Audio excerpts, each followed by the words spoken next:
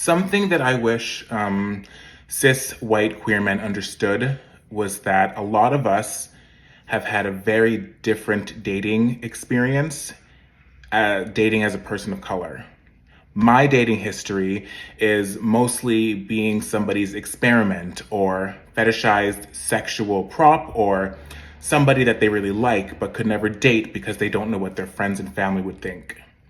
A majority of the racism and microaggressions that I've experienced in my life have come within the gay community. And still, with all of that problematic trauma, my heart has never turned bitter or jaded.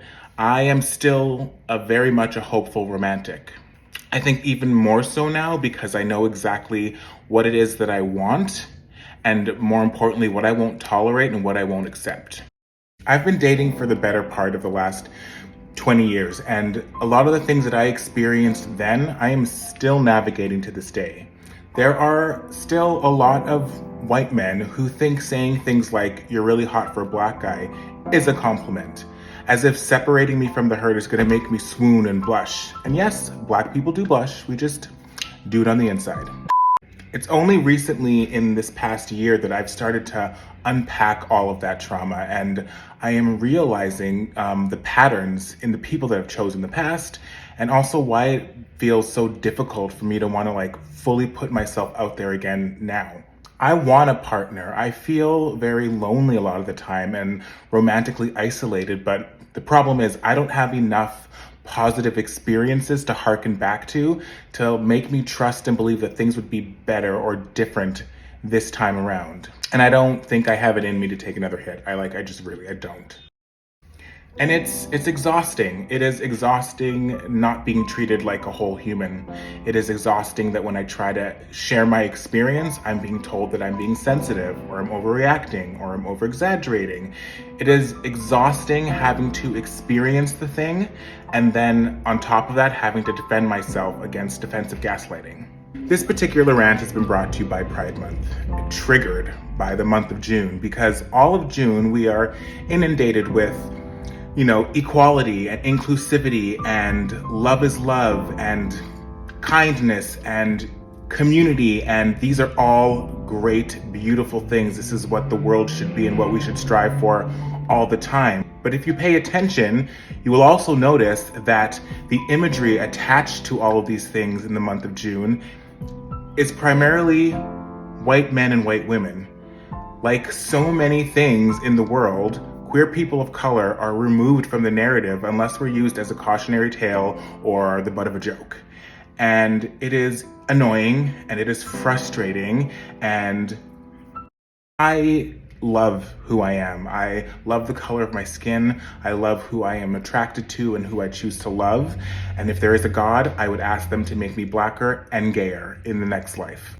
But I am also exhausted with all of the politics and minutia that comes with this experience. I am tired of waiting for a seat at the table. I am tired of waiting to be seen in a room as just me. I am tired of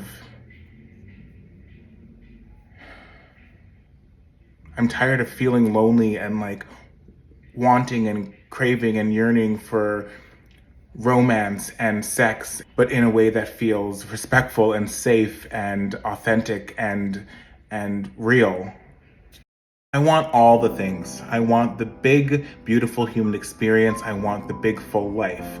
And I feel like it's hard to believe in it some days, and it's equal parts what I've experienced, but also it's hard to picture something when you are still not seeing it represented, you are not seeing it shown. And that's why I post as much as I do, because I feel like it is important and it's a responsibility to be the representation that you want to see in the world.